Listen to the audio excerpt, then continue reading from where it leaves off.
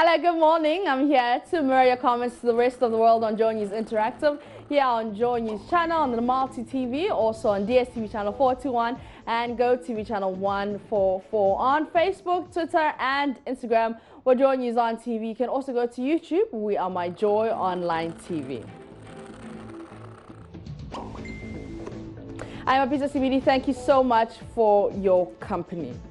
Bribery, our main problem. Now that's a headline from March 22nd, 1971, when they published that article. So as you can see, so Monday, March 22nd, 1972, that was the headline, and I'll read a bit of the article. It says the Prime Minister, Dr. K.A. Busia, has said that the most difficult task facing him today is how to eradicate bribery and corruption from the Ghanaian society. He said bribery and corruption have eaten so deep into the very fabric of the society that when you put anybody in a position of trust, he or she uses that position to amass wealth.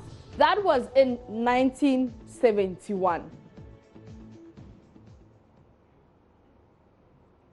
That was in 1971. We're in 2019, and the question we're asking you, has anything changed? Are we still talking about bribery? Are we still talking about corruption? But let's go to Facebook and see what you have been saying. This one is from Gerald Anthony, who says, nothing has changed. Corruption is rather gathering boldness by the day.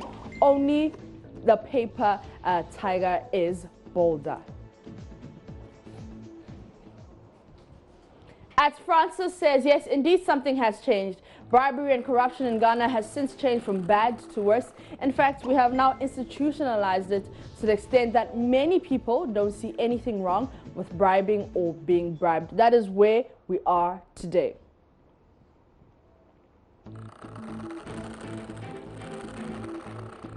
At Selom says bribery and corruption is a cancer in the bone in the Ghanaian society. The people are just not honest to themselves. Simple.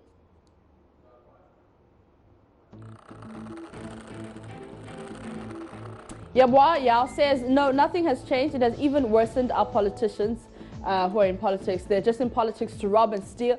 They're not for the betterment or of the suffering masses rules. Wow, okay. That's a very interesting comment here, boy. Let's go to the next one. Global Citizen says many things have changed indeed. It's now sophisticatedly organized and state capture, where state resources are invisibly and strategically allocated to reward political and family allies. Mickey Ray says bribery is not our problem. The law is corrupt and nobody trusts the law. So we only pay to get out of any situation. Even though we could win in the court, we still prefer to pay and have our way, because in the courtroom, ... Elba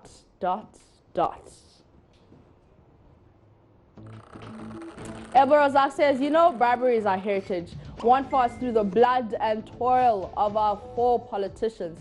And it's up to you and I to uphold and defend the good name of it. So help us, oh, today, politicians.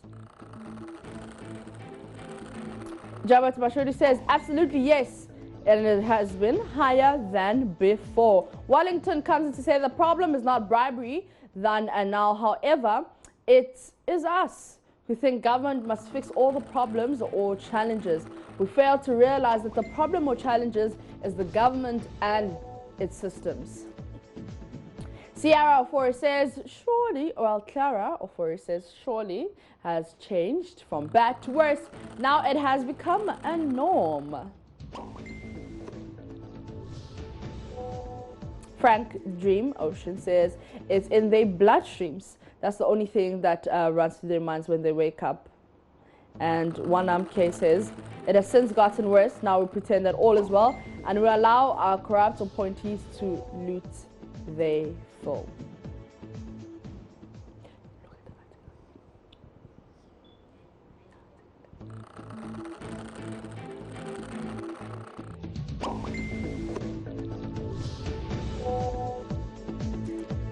(1971). Let's take a look at that article again. It's 2019. Nothing has changed. 1971, bribery our main problem, and that was from Buzia. And he said bribery and corruption have eaten so deep into the very fabric of the society that when you put anybody in a position of trust, he or she uses that power position to amass wealth. Ghana, he said, was faced with the task of rebuilding the nation and asked how he could rebuild the nation alone if the people continue to be selfish and dishonest. So how do you rebuild a nation if the people continue to be selfish and honest? 2019, and it seems like nothing has changed. Well, the British High Commissioner to Ghana has urged government to deal with political party vigilantism during elections because it risks damaging Ghana's global reputation as a stable democracy. Speaking at Star Ghana's launch of Election 2020 projects in Accra, Ian Walker said, although Ghana's effort to tackle the problem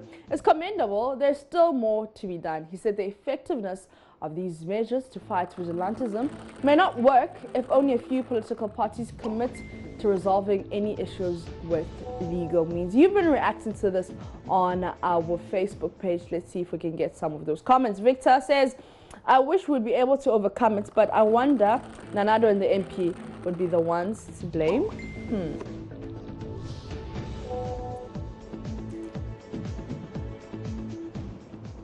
Preeminent Zachariah says, why won't they deport all the politicians and their families living in the UK so we all come and face the mess they're creating? And until they do that, they will continue fooling. Bodia says, talk to the NDC because they are the saboteurs of peace in Ghana by the recent boycott of the Vigilante disbanded meeting with the Peace Council. Nata Ernest says, now the international community is talking about vigilantism. Those hoodlums recruited international security should watch out.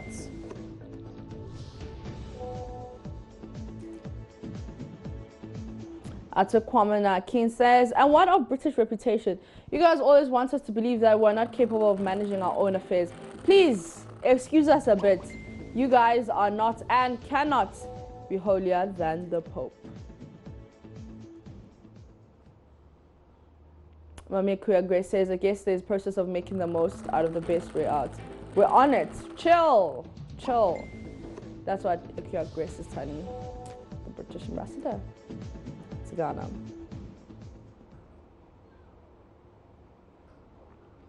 Alfred says, okay, the leadership of this country is the founding father of vigilantism in this country. Okay, that's what you're saying. Richard Kofi says, only strategic planners can understand what this man is saying. The earlier it's being taken care of, the better for us all. And Ernest Tansu says, MPP will come after you soon, Your Excellency. This government is so antagonistic to the truth. They hate telling the truth. You need to protect yourself. Well, but anyway, thank you for saying the bitter truth. It takes wise people to accept it. Vigilantism and militia is taking over the democracy, our democracy, because of life and death of our politics. Nana Pia Youngbill says MPP and NDC are our problem. Or I wonder why we the people can't do away with these two political cancers for something else.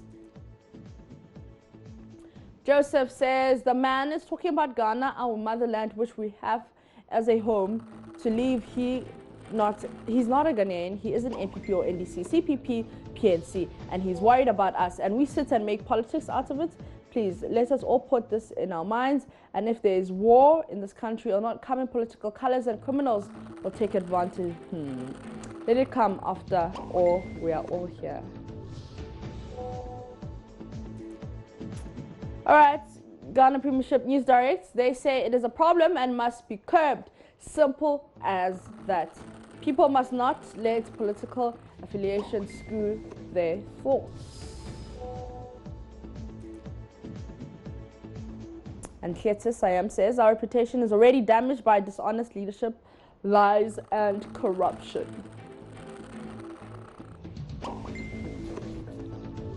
Now, Amnesty International Ghana has commended all forms of forced sexual activity that occurs in the country. Speaking to Joy News on the sidelines of a campaign to end violence against women, Campaign and fundraising manager for Amnesty International Ghana, Samuel Agwote, supported the right of married women, especially to say when they are tired and not ready for sex. He described forced sex as a punishment no one has to endure.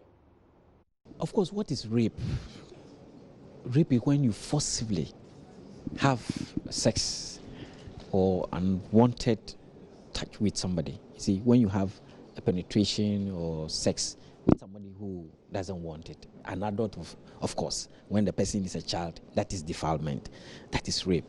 And so when you force your wife to have sex with your wife, does it constitute rape? See, the challenge is within marriage. Will you go and report your husband for raping you? Yes, of course. If it is rape, it is rape. It doesn't matter where it happened. If it happened, it's part of our human rights education to say that the woman also has the right to say, no, I am tired, I'm not ready for it. You know, sex should be a mutual agreement, mutually agreed. When it becomes one party always pushing it on the other, it becomes punishment. And that is not respect for human rights and the dignity of a woman or a man. So either in marriage, in any form of relationship, it should be a mutual understanding and mutual agreement. And as a human rights activists and practitioners, we condemn any form of forced sex or sexual violence, no matter where it happened, even in marital settings. All right, like he said that forced sex is a punishment no one should be forced to do. Now, on that note, we're going to take a quick breather. When we come back, we've got some interesting stuff to do.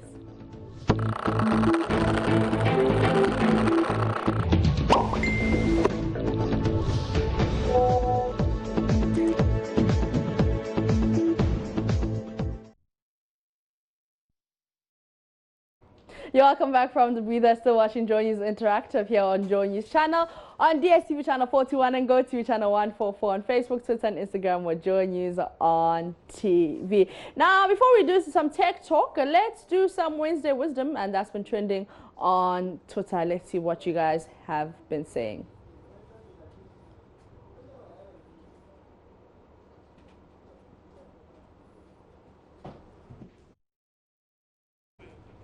So this one's from a Valentine's who says, don't waste your time for forcing things, but you can think big and your wisdom and intelligence.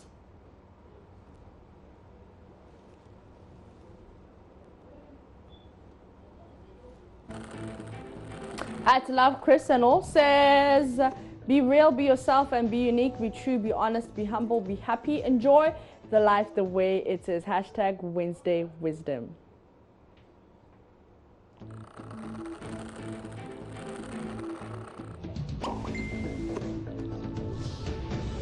And Rick Jordan says, the most successful people in the world know what got them where they are and won't necessarily keep them there. So they keep pushing forward every single day. Hashtag Wednesday Wisdom.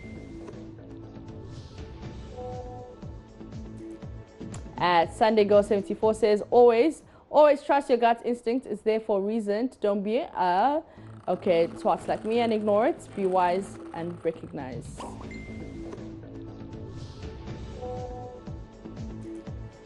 All right, this one is from @VinceMatt01 says, your past has no bearing on your future. Each decision you make and every thought you think are creating your future right now.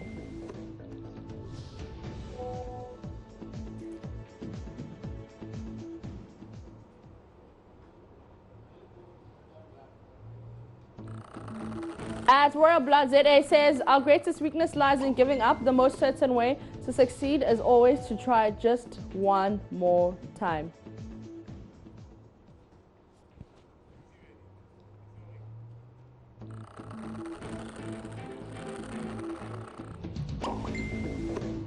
At Melotria says, the way people die on radio. Okay.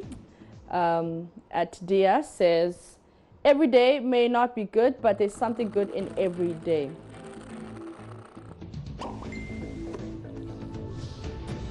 Hashtag Raga Dada is trending on Twitter, and that is Samini's new video that he released today. Let's check it out.